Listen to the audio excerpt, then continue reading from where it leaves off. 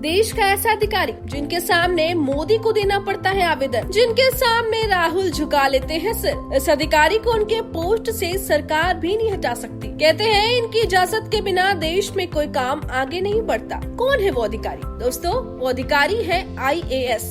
IAS की demand कितनी ज्यादा है ये तो मुझे आपको बताने की जरूरत नहीं। हर साल लाखों युवा UPSC की परीक्षा में बैठते हैं। आंकड़ा देखने जाएं तो 10 लाख से भी ज्यादा एड़ी चोटी एक करके इस परीक्षा की तैयारी करते हैं। लेकिन ये भी सच है, परीक्षा बहुत टफ होती है। इसे महज 100 से 150 कैंडिडेट ही पास कर पाते हैं, यानी ये परीक्षा लाखों में एक होती है। यही कारण है आज के समय में इसकी इतनी डिमांड है। वीडियो में आप देख सकते हैं बड़ी बड़ी विपक्षी पार्टियां इनके सामने झुक रही है। देश के किसी भी IAS अधिकारी को कोई भी सरकार उनकी कुर्सी से हटा नहीं सकती, चाहे वो राज्य मंत्री हो, मुख्यमंत्री हो, केंद्र मंत्री हो या फिर प्रधानमंत्री हो। जी हाँ, सरकार जो पूरा का पूरा देश चलाती है वो भी IAS अधिकारी को उनके पोस्ट से निकाल नहीं सकती। तो आप समझ सकते हैं इनके पास कितना पावर होगा। ऐसे में सवाल आता है कि इन्हें इनकी नौकरी से कौन निकाल सकता है। दरअसल भारत में पद स्थापना होती है जो देश के प्रेसिडेंट करते हैं,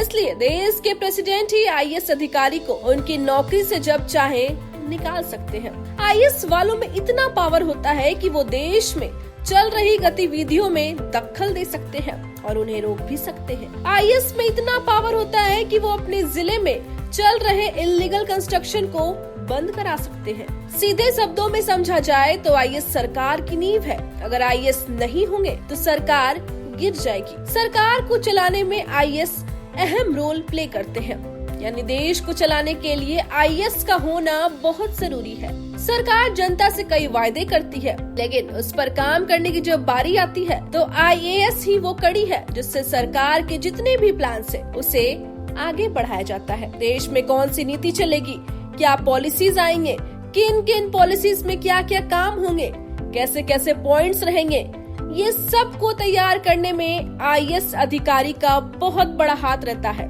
IAS के अधिकारी ही होते हैं जो राज्य सरकार, केंद्र सरकार, भारत सरकार को इन पॉलिसीज का स्ट्रक्चर बनाकर देते हैं और उनके ही गाइडेंस से सरकार देश चलाती है।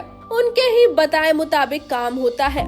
IAS अधिकारी एक सिस्टमैटिक तरीके से पॉइंट वाइज पॉइंट बनाती है जिससे हर काम सही ट्रैक पर और स्मूथली होता है।